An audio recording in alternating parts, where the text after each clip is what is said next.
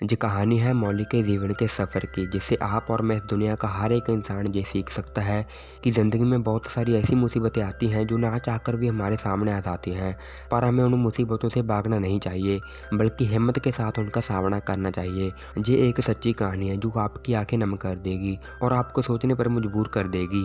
ये कहानी शुरू होती है वो सेंट्रल ऑस्ट्रेलिया के गाँव से, जिसका नाम जगलाओंग है, और वक्त होता है 1931 का। इस दौर में आदिवासियों के लिए एक लीगल गार्डन बनाया जाता है जिसका नाम एवोनेबल है। वो इन आदिवासियों को किसी भी तरह से कंट्रोल कर सकता है। साथ ही साथ जहाँ पर जो हाफ कास्ट चाइल्ड होते हैं वो कभी भी किसी भी फैमिली से किसी भी हाफ कास्ट चाइल्ड को उठा सकता है।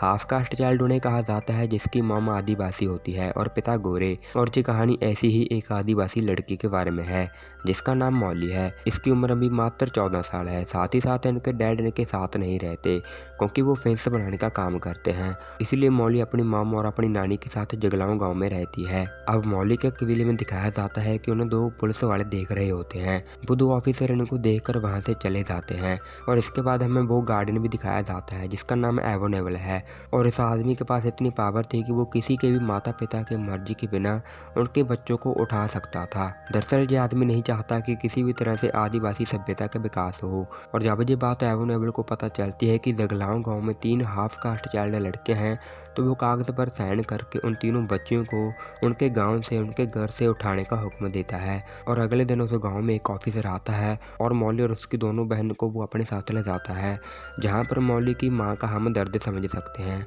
वो चाहकर कुछ भी नहीं कर पाती।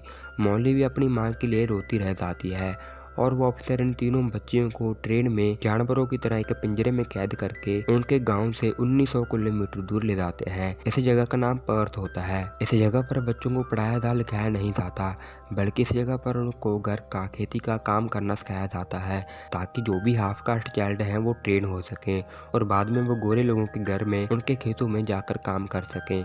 इन्हें कोई फर्क नहीं पड़ता कि इससे उन बच्चों के दिल में और उनके परिवार वालों के दिल पर क्या गुजरती होगी। और एक दिन जहाँ पर हमें एक आदमी को दिखाया जाता है जो कि घोड़े पर बैठा होता है। इसको ट्रैकर कहा जाता है और ये ट्रैकर एक लड़की को अपने साथ लेकर आता है। दरअसल ये लड़की जहाँ से भाग गई थी और ट्रैकर का काम होता है कि जो भी बच्ची जहाँ से भाग जाए उसे पकड़कर लेकर आना। इस बच्ची को जहाँ पर लाकर एक छोटे से कमरे के अंदर ले जाया जाता है और उसे बुरी तरह से मारा जाता है।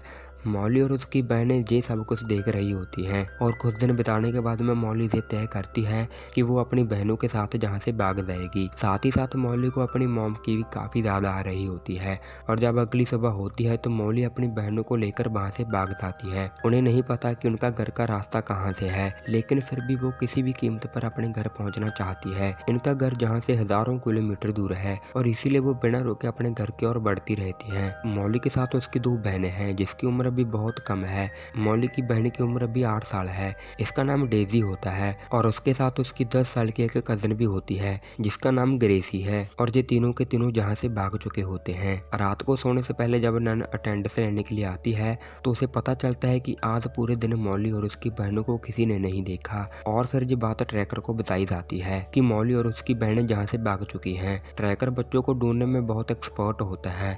वो उनके कदमों के निशान से और अलग अलग निशानियों से ये पता लगा लेता है कि बच्चे कौन सी दिशा में गए हैं। और अब ट्रैकर उनकी खोज में निकल जाता है। उसे पता चल जाता है कि वो किस तरफ गई हैं। चलते चलते इनको अब 2 दिन हो जाते हैं और ट्रैकर भी इनका पीछा लगातार कर रहा होता है। और ट्रैकर पीछा करते करते उस जगह पहुंच जाता है जहां उन्होंने रात बताई थी, पर वो तीनों जहां से आगे जा चुके थे। मौली और उनकी बहनों को पता चल जाता है कि ट्रैकर उनके आसपास है, इसलिए ये तीनों की तीनों झाड़ियों में छुप जाती हैं और वो ट्रैकर आगे निकल जाता है। इसके बाद वो उठकर अपना सफर शुरू कर देती हैं और तभी इन्हें एक आदमी दिखता है जो इन्हीं की तरह आदिवासी होता है और वो उनको देखकर समझ आता है कि वो उस कैंप से भागकर आई हैं। वो आदमी कहता है कि तुमने कहाँ जाना है, तो मौली बताती है कि उसका गांव जगलाओं है और मुझे वहीं जाना है। वो आदमी कहता है कि वो गांव जहाँ से बहुत किलोमीटर दूर है। साथ ही साथ वो ट्रैकर के बारे में भी जानता है। वो कहता है कि ट्रैकर बहुत स्मार्ट है, उस कैंप से जो भी आज तक भागा है वो पकड़कर दोबारा कैंप में ले जाता है। इसके अलावा वो आदमी मांस का टुकड़ा, एक माचिस की डब्बी भी देता है। वो इसीलिए क्योंकि रात होते ही जहाँ का तापमान गिर जाता है। और अब ये बात उनकी मॉम को भी पता चल जाती है कि उनकी तीनों की तीनों बेटियां कैंप से भाग चुकी हैं। और ये पता चलने के बाद उनकी मॉम के चेहरे पर एक छोटी सी मुस्कान आ जाती है। मॉली और उसकी बहनों को चलते चलते काफी दिन बीत जाते हैं और मॉली को रास्ते में एक घर दिखता है। मॉली और उसकी बहनें भूखी हैं, इसीलिए वो उस घर से अंडे चुराने लगती हैं और उस घर की मालकिन को ये पता चल जाता है। ये देखकर मॉली डर जाती है, उसे लगता है कि वो उसे मारेगी। इसके साथ ही साथ वो कैंप वालों को भी बता देगी, क्योंकि वो वाइट लेडी थी। किस्मत से वो वाइट लेडी ने कुछ भी नहीं कहती, बल्कि उसको और उसकी बहनों को खाने के लिए खाना देती है। इसके साथ ही साथ वो बताती है कि जहाँ के लड़कों से बचकर रहना, क्योंकि वो फेंस के पास रैबिट का शिकार करते हैं। मॉली पूछती है कि क्या रैबिट प्रूफ फेंस? वो कहती है कि हाँ। तो मॉली पूछती है कि वो कहाँ पर है, तो वाइट लेडी उसे इशारा करके बताती है कि वो ईस्ट की तरफ है। और अब ये फेंस की तरफ जाना शुरू कर देती है, क्योंकि उनको पता है कि अगर ये फेंस के सहारे जाएंगे तो सीधा ये अपने गाँव जगलाओं पहुँच जाएंगे। फेंस तक पहुँचने के बाद मॉली को काफी खुशी मिलती है, क्योंकि वो जानती है कि यही फेंस उनके घर तक जाती है। ट्रैकर भी इनका फेंस के जरिए पीछा कर रहा था और मॉली की बहन डेजी वही बैठ जाती है, क्योंकि इतने दिन चलते चलते अब उनसे चला नहीं जा रहा था। इसके अलावा गर्मियों के दिन भी आ चुके थे, जिससे कि बॉडी डिहाइड्रेट हो जाती थी। लेकिन मॉली हार नहीं मानना चाहती। वो उसे अपने कंधों पर उठाकर अपने घर की ओर बढ़ना शुरू कर देती है और कुछ दिनों का सफर और तय करने के बाद इन्हें रास्ते में एक घर दिखाई देता है। इस घर में जो लेडी थी वो भी हाफ कास्ट की थी और वो इन तीनों को देखकर पहचान जाती है, क्योंकि इन तीनों की खबर न्यूज़पेपर में छप चुकी थी। वो कहती है कि तुम यहाँ तक कैसे पहुंची? मॉली कहती है कि चलते हुए। ये बात सुनकर वो हैरान हो जाती है। वो कहती है कभी मैं भी उस कैंप में थी, लेकिन भागने से हमेशा डरती थी। कैंप जहाँ से 800 मील दूर है, तुम 800 मील पैदल चल कर आए हो। इतना दूर आज तक कभी कोई नहीं पहुंचा। वो लेडी कहती है कि आज रात को तुम मेरे साथ रुक सकती हो। वो घर एक ब्रिटिश आदमी का था, इसीलिए वो औरत एक गोरे आदमी की गुलाम थी, क्योंकि वो भी मॉली की तरह हाफ कास्ट की थी। जब मॉली और वो लेडी सो रहे होते हैं, तभी वहाँ पर एक वाइट मैन आता है और मॉली और उसकी बहनों को वो देखकर वहाँ से चला जाता है। मॉली अपनी बहनों के साथ रात को ही जहाँ से निकलना चाहती थी, लेकिन तभी वो लेडी आ जाती है जिसने इनको जहाँ पर रखा है। वो कहती है कि तुम्हें जाने की जरूरत नहीं है। इसके बाद वो व्हाइट मैन अपने घर में पुलिस लेकर आ जाता है। मॉली समझ जाती है कि इनको पकड़ने के लिए पुलिस आ चुकी है, इसलिए वो अपनी छोटी बहनों को लेकर घर के पीछे से भाग जाती है। साथ ही साथ अपने पैरों के निशान भी मिटा देती है और वो ट्रैकर भी पुलिस के साथ ही आया होता है। अंधेरा होने की वजह से वो उनके पैरों के निशान नहीं देख पाता। वो पुलिस ऑफिसर कहता है कि सुबह हम उनकी तलाश करेंगे और अगली सुबह ट्रैकर को पत्तों के घसीटने के निशान मिलते हैं। वो समझ जाता है कि वो तीनों बहनें इस ओर गई हैं और वहीं मॉली और उसकी बहनें पूरी रात चलती हैं और अब वो इनसे बहुत दूर आ चुकी हैं और वो उन फेंस को फॉलो करते हुए अपने घर की ओर बढ़ रही होती हैं। अब एक बार फिर से उनको रास्ते में एक आदमी मिलता है। वो उनको खाने के लिए खाना देता है। वो आदमी बताता है कि पुलिस हर तरफ आपको ढूंढ रही है और वो ग्रेसी के बारे में पूछता है। इसके अलावा वो बताता है कि तुम्हारी माँ बेलोना में तुम्हारा इंतजार कर रही है, तुम ट्रेन से वहाँ तक पहुँच सकती हो। ये सुनने के बाद मॉली खड़ी हो जाती है और वो ग्रेसी को कहती है कि हमें चलना चाहिए, ये खबर झूठी है। पर ग्रेसी को लग रहा था कि ये खबर सच्ची है, इसीलिए ग्रेसी कहती है कि हमें ट्रेन पकड़कर बेलोना जाना चाहिए। मॉली ग्रेसी को कहती है कि ये सब हमें फंसाने के लिए जाल बिछाया गया है। दरअसल ग्रेसी को अपनी माँ की बहुत याद आ रही थी, इसीलिए वो अकेली बेलोना के लिए निकल जाती है। मॉली और उसकी बहन डेजी फेंस के सहारे अपने गांव के लिए निकल पड़ते हैं। शाम होने के बाद मॉली ग्रेसी को याद करती है और उसे ग्रेसी की चिंता होने लगती है, इसीलिए वो वापस आती है और ग्रेसी को छुपकर एक जगह देखने लगती है।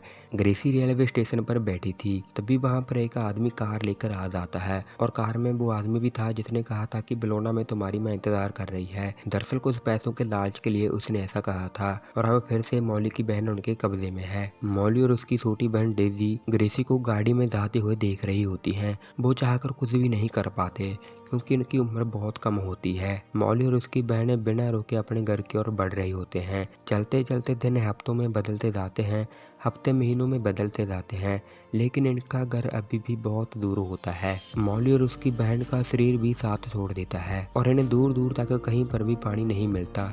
गर्मी के चलते झील तालाब सब कुछ सूख चुका होता है। इनके अंदर चाहे कितनी भी हिम्मत हो, बिना कुछ खाए हुए अपना सफर तय नहीं कर सकते। और कुछ ही दूर जाने के बाद मॉली और डेसी बेहोश होकर जमीन पर गिर जाती हैं वो कई घंटों तक ऐसे ही पड़ी रहती है। वो कहते हैं कि जिंदगी को जीना आसान नहीं होता, जिंदगी को जीना आसान बनाना पड़ता है, कुछ सब्र करके, कुछ बर्दाश्त करके और बहुत कुछ नजरअंदाज करके। बिल, मॉली की मॉम और उसकी नानी भी उम्मीद लगाए फिंच को पकड़कर वहीं पर बैठी होती हैं और उनके घर आने के लिए प्रार्थना कर रही होती हैं। और जिस फिंच को फॉलो करते हुए मॉली घर आ रही होती है, उसी फिंच को मॉली की माँ और उसकी नानी पकड़कर हाथ में रखती हैं। कुछ घंटों के बाद मॉली और उसकी बहन को होश आ जाता है और मॉली अपनी बहन डेजी को अपने कंधे पर उठाती है और सब कुछ नजरअंदाज करके आगे बढ़ना शुरू कर देती है। और चलते चलते वो सिगलाओं गांव पहुंच जाती हैं और कई महीनों के बाद वो अपनी माँ को, अपनी नानी को देखती हैं, जो उनका वहीं पर फिंच को पकड़कर इंतजार कर रही होती है। उसकी माँ अपने दोनों बच्चों को गले लगा लेती है। मॉली कहती है कि हम ग्रेसी को नहीं बचा पाए। इसके बाद उसकी माँ और उसकी नानी वापस सिगलाओं गाँव नहीं लौटते, क्योंकि उन्हें पता है कि अगर वो लौटे तो नेवल के आदमी दोबारा पकड़ लेंगे। वहीं दूसरी तरफ हमें एवो नेवल दिखाया जाता है।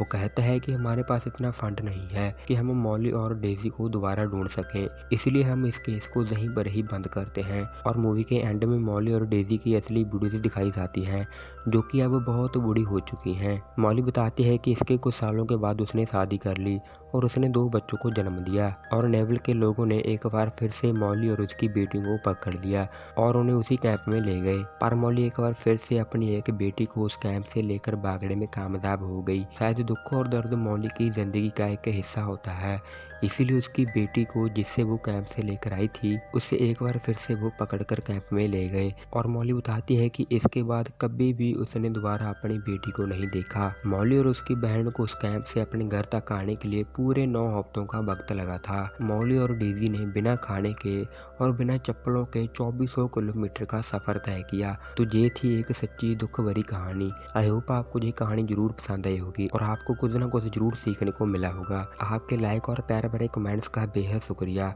मिलते हैं अगली शानदार वीडियो में।